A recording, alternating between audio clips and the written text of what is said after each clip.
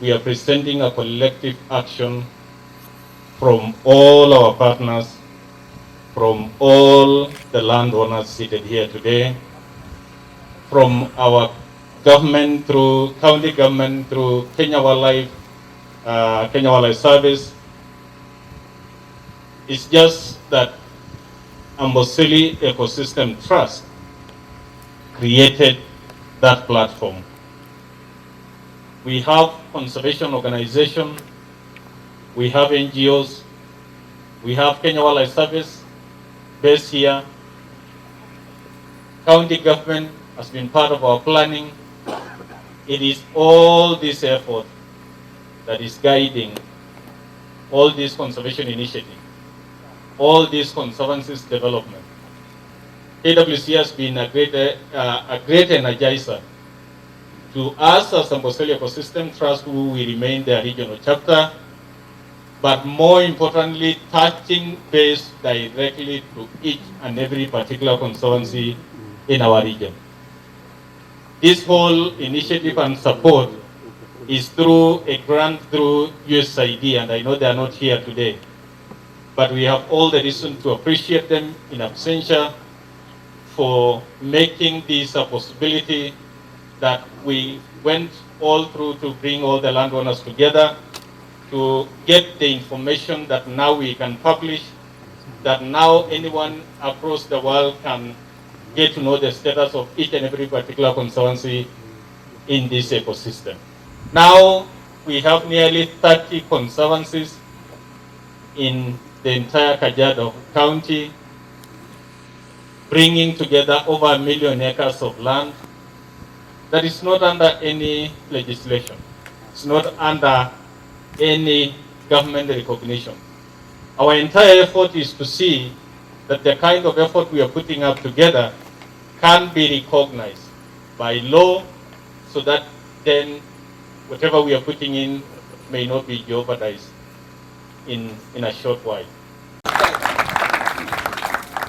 Ile tu ninapenda narudishia serikali ya Kenya shukrani sana. Wakati ya corona ilipotokea, wakakumbuka kwamba kuna watu wako kasini na wako porini na anategemea mashirika, na pia nao wanataka mshahara, na wakakumbuka kuwekea budget ya mwaka huu iliyopita. The group branches are subdividing, and with subdivision comes fragmentation. A very good example of this is what's happening in the Kumana corridor, with agricultural development threatening to close the corridor. You know, it's so good to see what the Ecosystem Trust has done and pulling everybody together. I'm actually feeling very optimistic today at the way the planning has happened.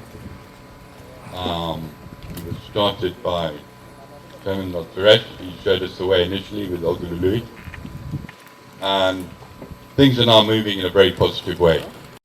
The resource that is in that report, we are given mandate to protect as Kenya Wildlife Service.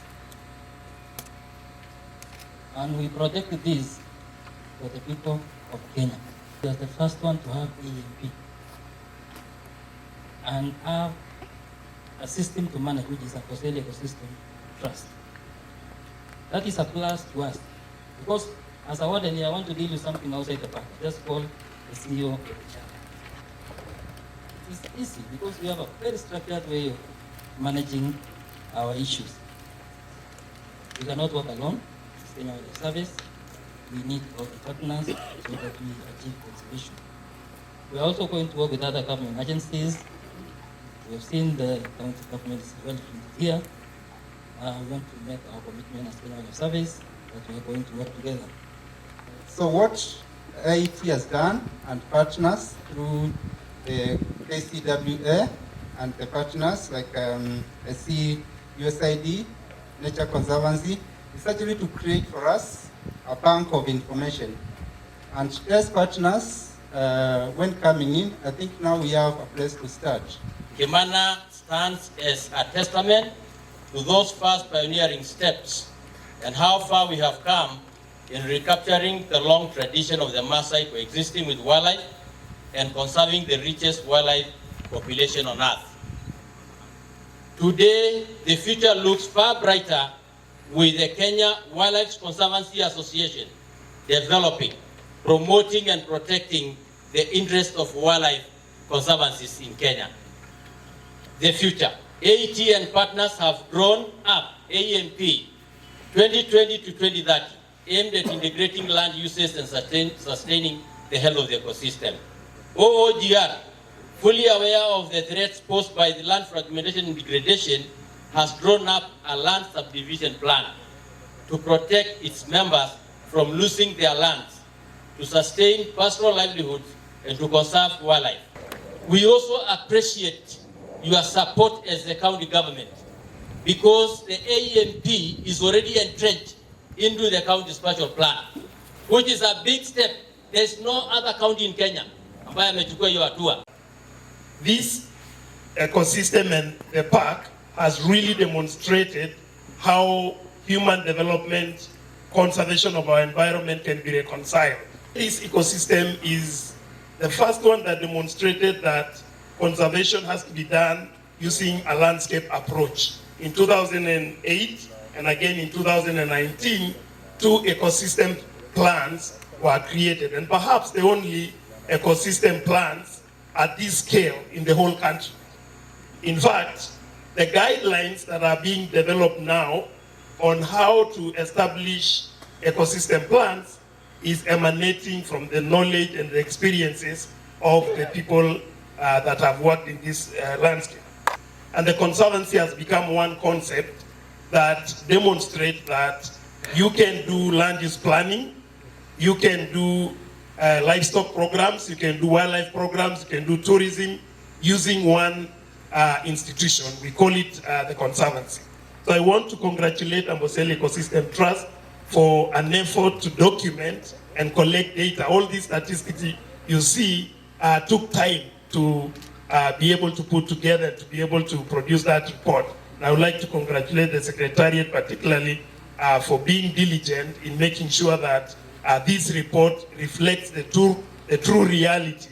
And also all the partners that support AET. We know that as one of our 10 regional associations, AET still needs a bit of support. And so I would really encourage all of us that are here to invest in AET, to see that in the next few years, AET will be taking a much bigger role in conservation and development of our community. Wacha niwashukuru jamii letu la Wamasai kwa kukubali kutenga eneo hizi kwa conservancy zetu. Ulipozungushwa kwa hii banners, ulionyesha eneo hili iko zero poaching. Usione ni Kenya Wildlife Service wamefanya peke yao. Waliungana na community rangers wakaleta hiyo idadi hapo. Ikakuwa Amboseli Ecosystem ni zero poaching. Mimi ningehimiza serikali yetu ya Kenya. Wananchi wameamua kutenga ardhi, space, na ndio shida ambaye ndio tunaangalia resource muhimu katika nchi yetu ya Kenya na kote duniani. Wanapaswa kutenga budget ya kulipa kwa wale ambaye wametenga hiyo ardhi. I want to request Mwato and the Board of Trustees, just a kind request, because I'm saying you're going very far. Instead of saying Amboseli Ecosystem, try to incorporate the entire now county, so that instead of saying Amboseli and focus just Amboseli, now try to say Kajiado Ecosystem Trust, so that you also bring the entire county on board. We want to promise, with your permission and the county governor, His Excellency Joseph Ole Lenku, we're going to work together with you. So I want to say that my department will work together with you and be with you and move with you in this journey. If we have a county assembly, county government act, the county assembly, it really incorporates so many things. And I really appreciate, because we in collaboration, we are working with the CEO, the Amboseli ecosystem, trust that we will have that policy in place. And when we have that place in place, it will definitely capture so many things. It will capture infrastructure, it will capture the issues of even bringing now the rangers on board, even not just looking at the national government, but also county government to come in. We appreciate that our people, the Maasai people, has for long lived in harmony with our animals. We want to appreciate the national government that recognized conservancies through the Wildlife Act of 2013.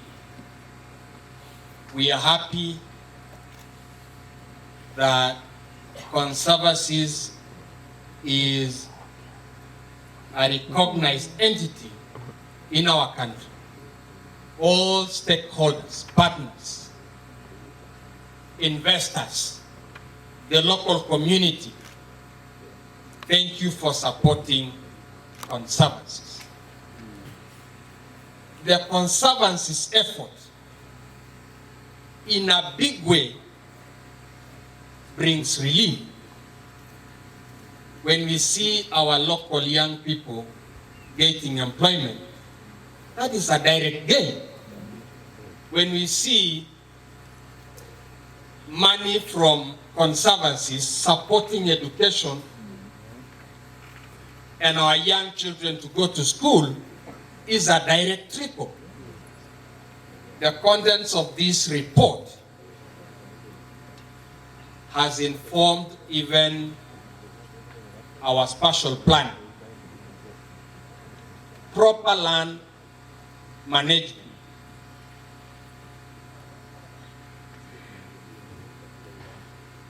As a county government, we are in support of this. And from the policy framework, we have agreed that there will be a team from the ecosystem working closely with our Department of Tourism to make sure that they give suggestions and come up with policies that will be forwarded to the county assembly, so that we have our own legislative framework as a county, so that the county can also give resources to support conservancies, even as we ask the national government to also make sure that they allocate resources to support county conservancies, because ultimately we will be protecting. We will be protecting and supporting our wildlife that will continue giving us gains through tourism. Compensation should never be a priority. The priority should always be coexistence without losing life. And life is both human and for animals. And that to be achieved is all stakeholders to sit together. We should also, as a country, prioritize to give a lot of resources to compensate our people, otherwise we will be doing zero. Our animals are ours and we love them. But this is our resource for us, the people of Kenya. It is my plea to national government, treasury, the National Assembly, that allocate resources to this ministry, that they should support this ministry by giving it sufficient funding. Let's continue working and living in harmony with our wildlife. And us as government, in the same breath, should support our people to continue living in harmony with this wildlife. Ecosystem state of conservancy report 2020. In the name of the Father, the Son, and the Holy Spirit.